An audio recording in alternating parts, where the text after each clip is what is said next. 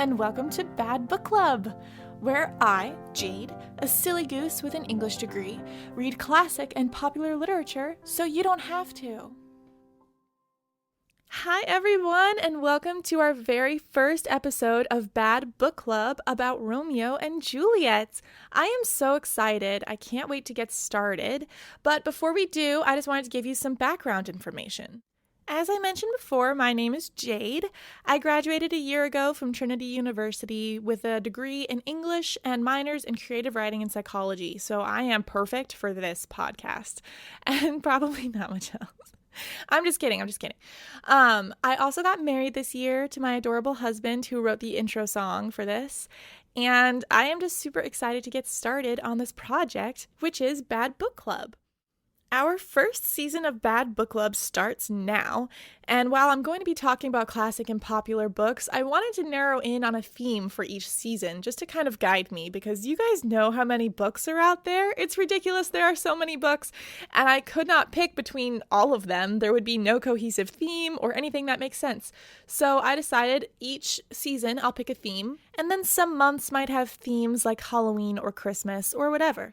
So, our very first season is going to be about, drumroll, coming of age stories. I am so excited because Bad Book Club is coming of age. Do you see what I did there? Did you see how I got from point A to point B? I'm so clever. So now that I've talked your ear off, are you ready for me to keep talking your ear off?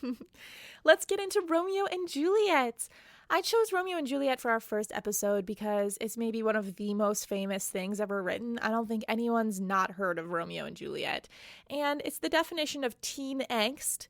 And I just thought it'd be a little easy to talk about for our first episode, kind of chill, and we'd be able to take our time with it. So let's get started on some information about Shakespeare. Are you ready? Let's go.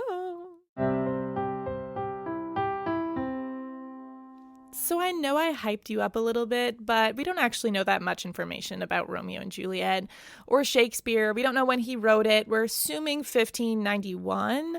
It was published in 1597, but apparently that version was really sucky. We don't know much about it other than Romeo and Juliet's not an original idea. Montagues and Capulets and the names Romeo and Juliet were mentioned in several other plays at the time. Taking from other writers was really normal back then. Of course, it's not now. That could get you in big trouble. But back then it was fine, and Shakespeare was able to soar to fame on the coattails of somebody else. It's also a tragedy, so back then plays were basically only comedies or tragedies, and it's not the way we think of it today. Comedy back then just meant that the play ended in a marriage scene. Oh, they got married, it's a comedy, yay. And a tragedy meant usually that something went wrong, and usually someone dies, which is great. It could very well be a comedy if it had ended with their marriage instead of continuing where they killed themselves. So it's a tragedy. Hopefully I didn't spoil the ending for you. You should have heard about it at some point in your life, and if you didn't, that's not my bad. And that's pretty much all I know about Romeo and Juliet and the background of it. So let's jump into the story. Let's go. Since Romeo and Juliet is a play, I'll be telling you when we go into a new scene, and I've named these scenes myself. Don't think that Shakespeare named them these, because he did not. This is me. I think you'll see that pretty quickly when we start with scene 1, Bitches Start Shit. I have a confession to make. I really don't like British literature. It is not my thing. I don't like Brit Lit. I don't like reading in Old English. That's my thing. I don't like it. I dislike it. I don't care about the Protestants versus the Catholics having a jab war through words at the Fairy Queen. So I am just not interested in it. I avoided those classes when I was in school. I'll even read some Jane Austen, but she still tires me out sometimes. So when I open Shakespeare and it's the prologue, which everyone knows, it's not a bad prologue. I was just no, why did I choose this? Because I really just don't want to read it. No wonder people don't read Shakespeare today. You do because of school, but you don't read it for fun because it's so much effort. But it's okay, I'm putting the effort in for you. I read it for you so I can tell you exactly what happens. So let's get started. 2 households, both alike in dignity, in fair Verona where we lay our scene, from ancient grudge break to new mutiny, where civil blood makes civil hands unclean. From forth the fatal loins of these 2 foes, a pair of star-crossed lovers take their life, whose misadventured piteous overthrows doth with their death bury their parent strife. the fearful passage of their death-marked love, and the continuance of their parents' rage, which but their children's end naught could remove, is now the 2 hours' traffic of our stage. The which, if you with patient ears attend, what here shall miss, our toil shall strive to mend. That is the world's toughest tongue twister. I usually start this podcast with some tongue twisters to warm up, but I still stumbled over that several times before I got a take that didn't sound awful. Whew. But I actually really like that prologue. I think it's nice to listen to because it rhymes, and Shakespeare was a great writer. And he's able to tell his audience basically everything that happens with a short little intro. He tells us, these two houses hate each other, they are fighting a lot, and two star-crossed lovers fall in love, take their lives, and, end their parents' feud. But only then does it end their feud. Like, their feud won't end until they die. So it's pretty heavy. I like that point is made because it occurred to me while I was reading that probably without their deaths, Romeo and Juliet wouldn't have been able to end the feud. While they're getting married, I'm getting ahead of myself a little bit here, but when they're getting married, they're like, oh, maybe this will end the feud. And I don't think it does. And I'll tell you why when we get there. But let's start with scene 1. Bitches start shit. I named it this because two dudes we never see again are just walking along talking about how Montagues are so annoying that they could thrust like some people against a wall. I'll tell you right now, Shakespeare wrote plays that could appeal to both the educated and the uneducated, which meant that every once in a while, pretty often, he'd use certain characters to throw in puns and bawdy jokes to be kind of an appeal to the lower classes. In Romeo and Juliet, it's the nurse. She is full of extreme bawdy jokes and puns and is just constantly being silly and making a fool of herself. And she is in order to appeal to the uneducated, the lower class that still wants to see the play. But anyway, moving on, these two are Capulets. They're walking along and they see some Montagues, to which one of my other favorite scenes occurs where they ask, "Do you bite your thumb at me, sir?" And he goes, "I don't bite my thumb at you, but I am biting my thumb," which is the equivalent of like giving someone the finger and them saying, "Are you giving me the finger?" And you say, "No, this is just my finger. It's here." And so a fight breaks out. Benvolio, a Montague, runs in and says, "Guys, put your weapons away." He draws his own weapon to threaten them. And Tybalt, a Capulet, also sees this and runs forward and says, "You have your weapon out. Fight me, man." And they begin to fight in the street. This is when Prince Escalus enters. I really like Prince Escalus because I feel like he's so, he has gravitas. I really like him. But he enters and he says, "Look, this is the third fight that's happened between the Capulets and the Montagues, and if one more happens, I'll kill you all. I'll kill everyone involved in the fight. Is that clear?" And everyone's like, "Yep, yes, sir, Mr. Prince. Nope, we would never fight. Wouldn't do that." And he goes, "All right, peace," and he walks out. This is when Lady Montague and Mr. Montague are talking about how Romeo's had his heart broken and he's just been moping around for days. They ask Benvolio if he could be a bro and see what's going on, see if he can help out Romeo. In this scene, Lady Montague is rhyming a lot. I don't know if that's a fancy lady thing that Shakespeare wanted to get across or something, but she's rhyming a lot, which is interesting. None of the other characters are super rhyming here, but she does. Anyway, Benvolio's like, "Yeah, man, I'll help out." And look who's walking by, Romeo. Benvolio walks up to him and says, "Dude, what's going on?" Basically, he says that his whole life has just fallen apart. He is the ultimate drama llama. He's complaining so much about how there's anvils on his chest and the world is going to swallow him up. Just every sort of teen angst, my life is over type of thing you can imagine. And in between all the woe is me, we learn that he was in love with a woman named Rosaline.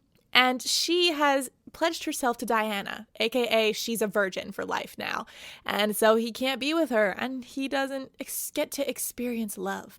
I think this scene is so interesting because I don't think he's actually upset about how Rosalind is not interested in him, and there's a little bit here about how he's interested in having sex with her, but also not. He seems to be in love with the idea of love.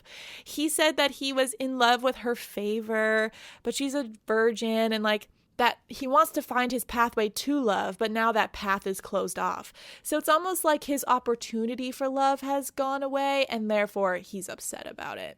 Benvolio says he'll work hard to find some way to cheer up Romeo, and this scene ends with Romeo putting his hand to his forehead and collapsing onto a fainting couch. Or basically. Act 1, Scene 2 starts with Mr. Old Capulet talking to Paris. Paris is requesting Juliet's hand in marriage, and Capulet actually says something pretty dope. He says, "That's not up to me. You have to woo her, win her over, find her love and her favor, and then I'll say yes." He mentions that that's really only because she's his last hope. I don't know if that means like all of his other children have died or just married poorly or something, but like she is his shining star and he doesn't want to let her go. So while it's for selfish reasons, I appreciate that he gives her agency. Capulet, done with that conversation, turns to his servant and says, "Tell these people that I want them to be invited to my party tonight." And the servant says, "Yes, sir," and Capulet and Paris walk off. This poor servant is standing in the middle of the street saying, "I need to find someone who can read," because he can't read. He's supposed to deliver these invites. And Mr. Capulet was just like, he'll figure it out, or he forgot. I don't know, but this poor servant's just sitting there looking confused. Benvolio and Romeo are walking by right now, Romeo lamenting about the sorrows in his life, when the servant approaches them asking for help. Romeo, in the midst of his laments, says, "Oh, hey, what's up, my bro?" And the servant asks him, "Can you read? Can you tell me who I'm supposed to take these invites to?" And Romeo is like, "I can only read like my love's handwriting." And the guy's like, "Sorry, sir, I'll go." And Romeo's like, "No, it's fine. It's fine. Give me it."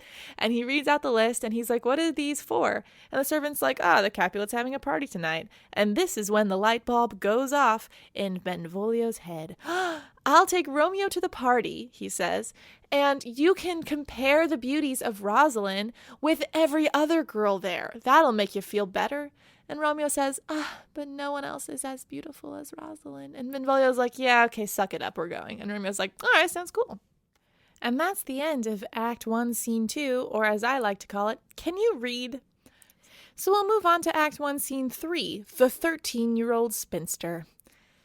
Juliet is talking to her mom and her nurse. Her nurse is being your classic body character, making jokes about bosoms and breasts and balls and all a manner of naughty things, and Lady Capulet eventually gets irritated and says, "Okay, shut up now," which I think is really funny. And she asks Juliet how she feels about marriage. Juliet says that she hasn't really thought about it, and this is also where we learn that Juliet will be 14 in 2 weeks. That's right, you heard me correctly. Juliet is 13, which... oof, that's real young. We never actually learn how old Romeo is, but I'm assuming he has to be older than 13, right? So, I don't know. That's so odd that she's so young, but back then I guess it wasn't a big deal. So back to the story. Lady Capulet says, "Well, I'm asking because Paris is interested." And Juliet's like, "Yeah, okay, I mean, I don't really care. I mean, if you want me to care, I'll try." And that's really all she's willing to do. And the nurse freaks out. She's like, "Oh, he's made of wax," which I'm assuming means he's hot. And her mom starts talking about how he's like a book, how a good man is like a book. He has gilded pages and he makes the woman better. And what I'm getting from that is that Lady Capulet thinks marriage is, has a purpose, a practical purpose. And obviously Juliet is not excited by that prospect. Who would be? Take this man. He's just like a book. That's not really enticing, especially to a 13-year-old, Act 1, Scene 4 is labeled Mercutio is here, because Mercutio has entered the story. Mercutio is one of those characters where I think he's really different from every other character. Mercutio is much more confident and says stuff that's actually real. A lot of other people are like, "Oh, do you want to get married?" And she's like, "I don't care." And Mercutio talks more about like our dreams and hopes and that kind of thing. And these really long, crazy monologues. He's everyone's favorite pessimist. So anyway, Mercutio is walking with Romeo and Benvolio to the party, to the Capulet's party. They're going to go and try and cheer up Romeo. And on the way, Romeo is talking about how his dreams have been ruined and he loves dreams. And Mercutio goes on a rant about how fairies are in your dreams. Like Mab comes through dreams and gives you desires that you can never have just to scare you. And stuff like that. Basically what he's saying is be careful what you wish for. And dreams can sometimes cause false hope. He's like, be careful because what you wish for isn't always what you want, and that kind of thing. And we're off to the races with Act 1, Scene 5, titled Romeo Spots Juliet. They make it to the party, and there's an emphasis on light everywhere. Capulet is like, more torches, more fire, like all of the fire. There's lots of light everywhere, and he makes a speech about dancing and whatever, like, you should dance. And we notice that Tybalt has spotted Romeo. Tybalt sees him there and is like, what is that, guy doing here? Let's kill him. Let's get rid of him. And Capulet's like, look, okay, calm down. Like, you're being a saucy boy. Stop. And he doesn't want people to die because they just got that edict from the prince, right? So Tybalt calms down for a moment. Romeo stays and he spots Juliet and he's like, she is the light in my life, and goes on. She hangs like a jewel in the night. She is the moon. It's all light related things. And then he kisses her. They kiss each other. They're into it. They have this whole scene about like pilgrims and prayers and like being pilgrims, and their sins are like being taken away by kisses. And I think the goal with that bit is probably to make it seem like a holy, fateful thing that's happening, maybe. Or maybe just that these two are still innocent. This is like an innocent, healthy first love or something like that. I don't know. The light is really interesting. So what I think is going on there is, do you remember when Juliet's mom was like, oh, Paris is like a book. Isn't that great? I think here we're supposed to get an emphasis on like the passion that's between Romeo and Juliet. Like there's fire here. There's light. There's like emotion that we're feeling, not based on practical usage of like a book. Right after their kiss is when Romeo and Juliet have to part for a second, and they both run into Nurse separately and ask her who the other is. The nurse replies, why, that's Romeo Montague. And she replies, why, that's Juliet Capulet, to either or. And both of them have their own moments of like desolation and despair. They're like, no, my life, my life. And then both of them are like, you know what? This is fine. I still like him. And that is the end of Act 1. Act 2, Scene 1 is what I call Desire to Affection in 60 seconds. This is because the chorus introduces us with a, desire is on its deathbed and affection is the air. And I was like, oh, so some time must have passed. Nope, we're still at the party. We're still there, and Romeo gives the slip to Mercutio and Benvolio and goes to speak to Juliet in a window above the orchard. This is the famous balcony scene, except back then, they didn't actually have a word balcony, so he just says window above the orchard. Fun facts. She confesses that she can't satisfy him tonight. Like, you need to go home, get out of here. He's like, but you can. She's like, how? He's like, tell me you love me. And she's like, I do. My love is as boundless as the sea. And he's like, great, let's get married. Do you want to get married? And she's like, yes, I would love that. And they make plans to be married. It was when I got to this scene that I got the feeling, listen, I haven't read Romeo and Juliet since I was 16, and now that I'm older, I realize that I don't think this story is about love at all, really. I think it's about roles. So what I mean by that is, just whenever Juliet is told that a man is practical, wants to be her husband that she's not attracted to, she finds a handsome boy who's forbidden and different and fun and passionate. And she goes, yes, like, you can be my freedom. I can have agency with you. Like, you are freedom incarnate. And Romeo was just lamenting about how he's never experienced love. And suddenly there's this beautiful woman who seems to like him back. He's like, wow, this is my chance to experience love. And I think that is so present in the conversation, because he literally says, tell me you love me. Let's make vows to love each other. And she says, yes, like, I don't have to marry Paris. You're an adorable man who loves me. Like, of course I love you. Juliet and Romeo each find in each other the answer to what they were looking for. Juliet is open to loving him, and Romeo is a different life than what she has ahead of her.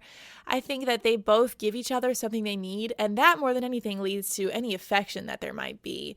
It's a little crazy to think that they're like, yeah, let's get married. I've known you for like maybe an hour, and during that time we were like separated a little bit because I had to like escape from my friends, but they're all for it. Maybe that's like Shakespeare's time.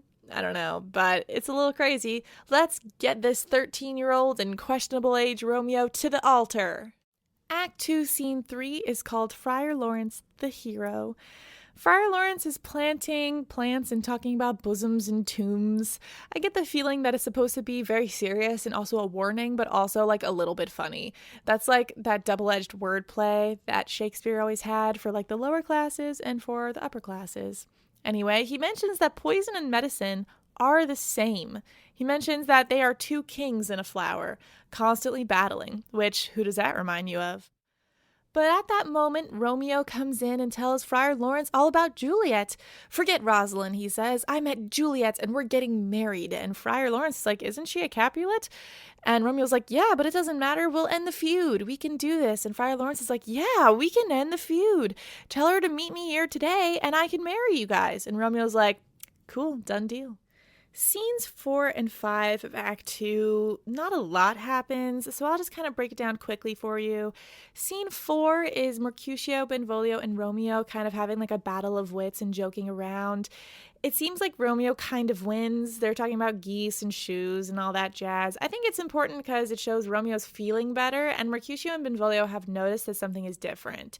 At the very end, Nurse pulls Romeo aside because she finds him and says, look, what's going on? Like, Juliet wants to know.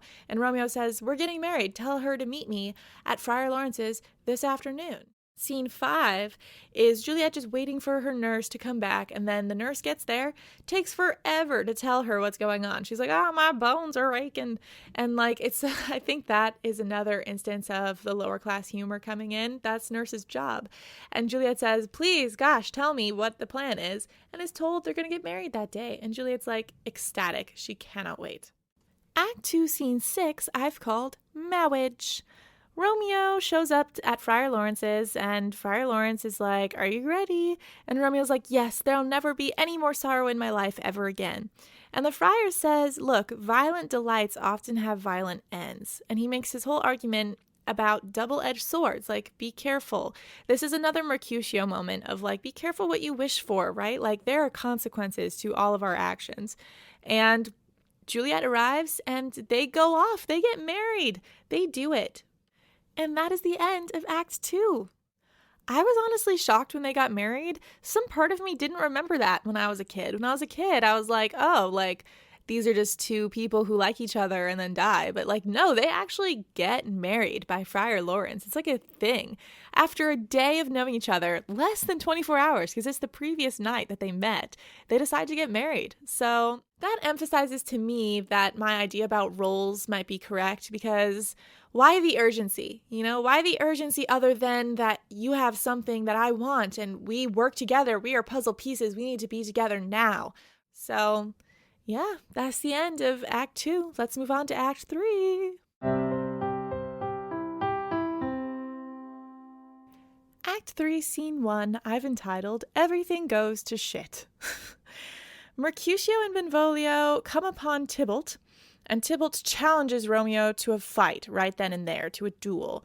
Romeo can't say yes to this because now he and Tybalt are family members. He cannot fight his own cousin by marriage in the street now, but he can't tell Tybalt why.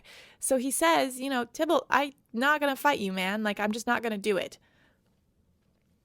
At this point, Mercutio jumps in, and previous to this, he was talking about how he's not going to let Tybalt, like, take Romeo away. And I don't know if it's protective instincts or what, but he gets a little, you know, just frustrated and says, to hell with this, like, don't submit, Romeo, fight back. So he fights Tybalt, and Tybalt kills him. He slays him, and in his last few moments, Romeo says, Mercutio, like, it's okay, it's not that bad. And Mercutio says, yes, it is. Ask for me tomorrow and you'll find a grave man. He says, a plague on both of your houses. Like, why did you let that happen to me? Like, you let me be hurt under your arm. And Romeo's like, it's for the best, I just thought. And Mercutio is like, all right, well, help me. And then he curses them one more time, tells them a plague on both of your houses, and dies. Tybalt comes sauntering back in, all proud of having killed Mercutio, because that's a great idea, and Romeo gets extremely upset and fights Tybalt and kills him. So now we have two dead dudes just sitting here, and that's when the prince arrives. He comes in ready to kill someone for having a fight when he strictly did not allow it to happen. Romeo makes himself scarce, runs away, and Benvolio tells the prince what happened. He says Tybalt arrived, killed Mercutio, and Romeo killed Tybalt for killing Mercutio. It's explained to the prince that technically that's legal because Romeo was just answering like the affront, of killing a member of his own house for no reason. And the prince says, well, who pays the debt for Romeo killing Tybalt? And they say, not Romeo, don't do it. And he says, fine, I won't kill Romeo, but I will banish him. And then the prince gets out of there. Act 3, Scene 2 is one I call Family or Boyfriend. Juliet is waiting for news from Romeo from the nurse, and the nurse comes in reacting to the drama. She won't stop reacting. Like, Juliet can't even get the information out of her. The nurse eventually says, Romeo killed Tybalt. And Juliet, distraught, just has to think and think and think. She's like, okay, he killed a member of my family. Should I hate him? I want to hate him, but I'm married to him now, and my duty is love. It is my job to love, not to hate. So she chooses to love Romeo, and she doesn't want the feud to ruin what they have. So she sits down and waits for more news, hoping that she can spend her wedding night with Romeo. Act 3, Scene 3 is what I like to call The Friar Has a Plan, Romeo Has a Knife.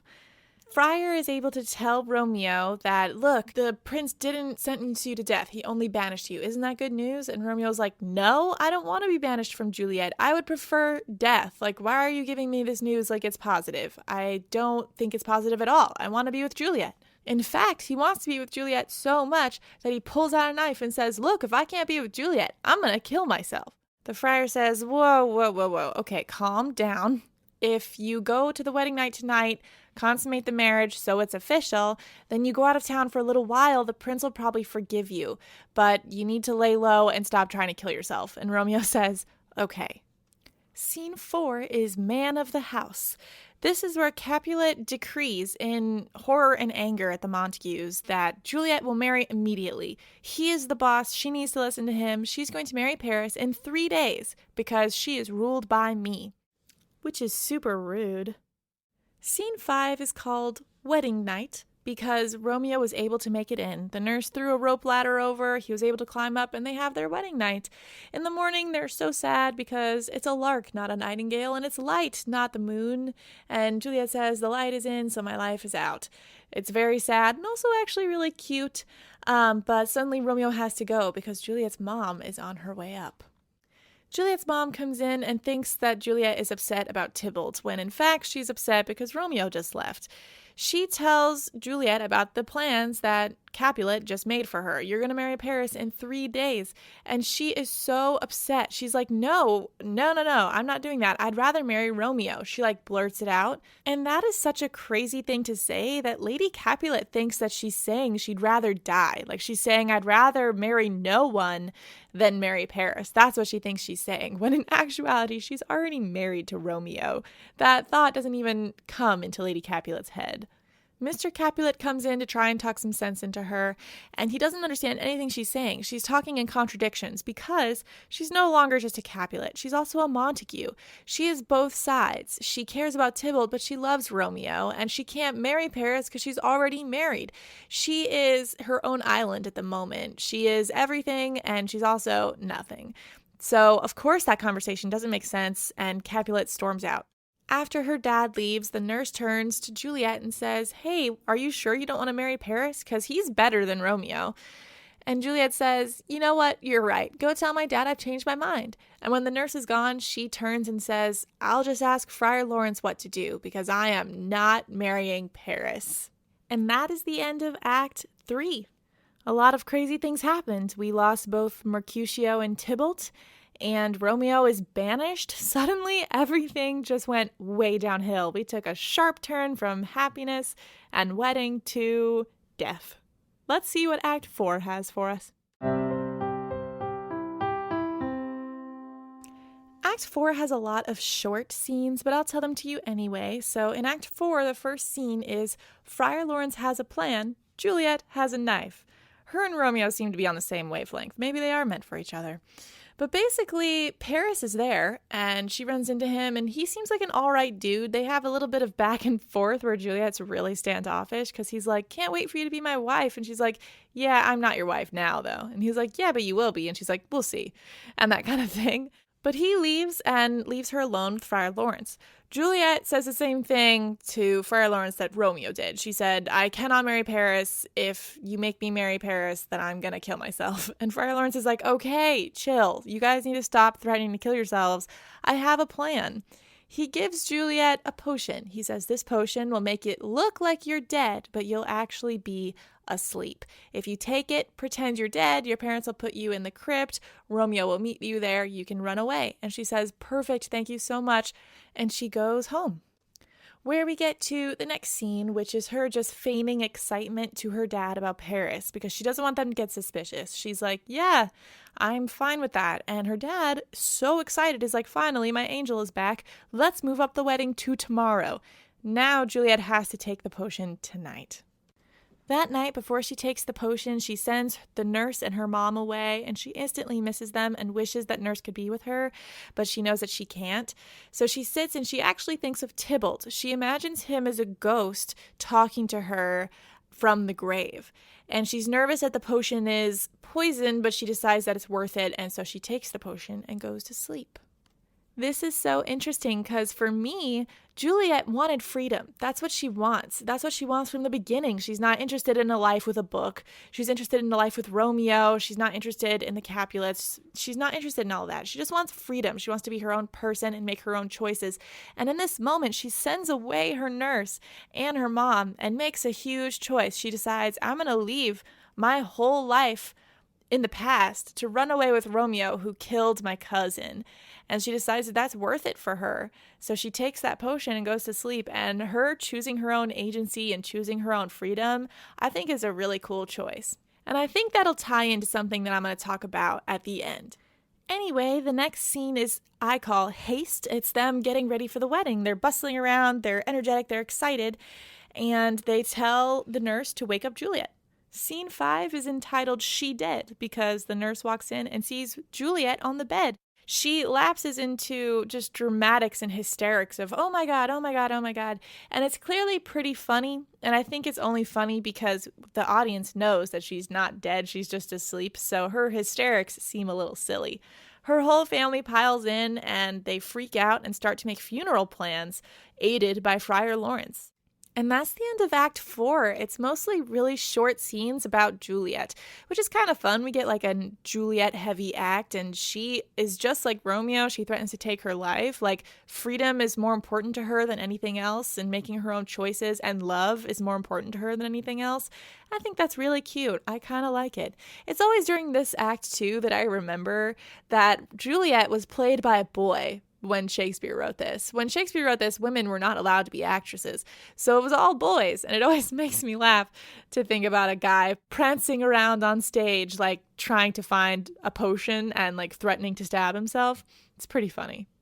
But let's move on to Act 5, our final act. I bet the ending will surprise you. Act 5 starts off with Romeo. He's currently hiding with his friend Balthazar, who brings him a note that says Juliet is dead. He freaks out and orders them to get him some horses so he can ride to Verona, and he makes plans to kill himself. He goes to the apothecary and buys some poison. The next scene is called The Letter because Friar Lawrence asks his friend, Friar John, if he delivered the letter that he needed to get to Romeo. Friar John says no, he didn't. He was locked into his house because there was some sort of sickness in town and he wasn't able to get the letter to Romeo. He hands the letter back to Friar Lawrence. Friar Lawrence freaks out because this means Romeo has no idea that Juliet's death is fake. I wonder what happens next. Oh, right, the part that everyone knows, which is also the title for this scene. We fade in to Paris and a page standing in Juliet's tomb. He seems really sad, and honestly, Paris doesn't seem like a bad guy. He seems like the unrequited lover here. He seems to really like Juliet, she just didn't have a thing for him. Kind of a bummer. But anyway, he sends his page to wait outside, and he grieves over her tomb. This is when Romeo and his friend Balthazar arrive. Romeo gives Balthazar a letter and some money and tells him, "Go away, I'm just going to grieve for a little bit." Balthazar thinks that's a little suspicious. You just handed him all your money in a letter, so he sticks around in case you need him. Not knowing that Paris is inside the tomb, Romeo heads inside. When Paris sees him, he freaks out because, remember, from Paris's point of view, Juliet killed herself from grief over Tybalt, and this is all Romeo's fault. To be fair, it still is all Romeo's fault, but Romeo tells him, "Look, I really don't want to fight you. Please don't do this." He calls him youth. I think that's supposed to show that he's grown so much in the last day. This guy seems young to him now. That part of his life is over. And Paris just responds with anger and attacks him. They fight, he slays Paris, and Paris says, "Please put me in the tomb next to my love." And Romeo says, "Okay." So he picks him up and puts him in the tomb next to Juliet. This is where Romeo gives his famous monologue. He tells Juliet that he wants to be with her, but he also mentions, importantly, I think, that he deserves to die for killing Tybalt, and he asks Mercutio to forgive him because he caused his death. He drinks the poison and he dies. Just short on time, Friar Lawrence arrives. Juliet wakes up and he begs her that they have to go. He says, "Look, I hear sounds. We have to get out of here." And Juliet's like, "What? What's happening? Why is Romeo here?" And notices that Romeo is dead. She says, "Look, I don't want to be here without you." She pulls his dagger and stabs herself and dies.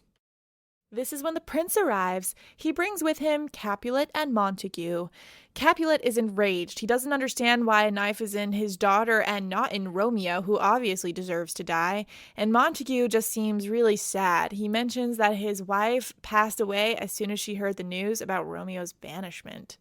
Friar Lawrence tells the story of what happened. Montague, Capulet, and the prince almost don't believe him, but Balthazar produces the letter that Romeo left to him, which explains everything. And finally, they have to accept that their children killed themselves for each other. Montague and Capulet make amends. Capulet says that this is what Juliet wanted, so we need to be better. Montague says that he's going to build a statue of gold of Juliet so that he can remember that they should, bury their strife. And that's the way it ends. It's mentioned that this is the tale of Juliet and her Romeo. I am so excited. Now we get to talk about it. I have a lot of thoughts because when I read this when I was 16, I don't think I understood what was going on. But since then, I've been forced to write several essays over a course of 4 years, and I'm a little bit better at understanding what's going on in literature. But in any case, I mentioned something a while back that I wanted to expand upon, and that's the idea that I don't think their marriage would have ended the feud. This is hinted at in the prologue. They say only their death buries their strife. But I think it's obvious, especially in Juliet's conversation with her mother. When Juliet blurts out that she'd rather marry Romeo, her mom just doesn't even think of that as an option. She thinks her daughter's saying she'd rather grow old and never get a husband. The death of Tybalt causes such a rift there that I don't think the Capulets would have accepted that. I think they would have pulled her out, or she would have had to never talk to them again. There's no way that would have worked. Death is the only thing that really lets the Capulets and the Montagues bury the hatchet. In fact, I don't think that it's actually deaths per se. It is, but I think it's mostly Juliet's death. This was the most exciting conclusion that I came to, but I honestly think that Juliet does more to end the feud than anyone else. It's not their deaths that do it, it's Juliet. Because it's emphasized throughout that Romeo's kind of making a mess of everything. Romeo is obliged to in his role as a man. He has to duel and he has to fight, but he in general just kind of does dumb things and people die around him. I'm not saying he's selfish or a bad guy, it's just that he's not doing well. And Juliet every time just continues to choose to love him. He gives her so many reasons to leave him behind. He kills Tybalt, he runs away, and each time she says, "You know what? I would rather be free with you than be included in this feud." If anything, I think that they are the two in the flower that Friar Lawrence was talking about. I know that that's also about the Montagues and the Capulets, but in a way, I think Romeo is a poison and Juliet is the medicine. Of course, they cancel each other out because Romeo just causes trouble everywhere he goes, and he just continues the feud and makes it worse. And Juliet is the medicine. She just continues to love him and love her family at the same time. And so, of course, they can't coexist. I think that this is really mentioned at the end. Both Capulet and Montague talk about Juliet. They don't really mention Romeo. Capulet mentions that, of course, he likes Romeo now, but only because of Juliet. And Montague mentions he's going to put a statue of Juliet up. Both of them kind of know that Romeo was all over the place, and Juliet's choice to love him despite the issues that are going on is really what's important. The other supporting evidence I found was their choice of death. So for Romeo, he chooses poison. And I think that's because Romeo is a poison. Throughout the whole play, he just poisons people, not on purpose, but he poisons Mercutio into fighting in that challenge and dies. He poisons Tybalt against him at the dance.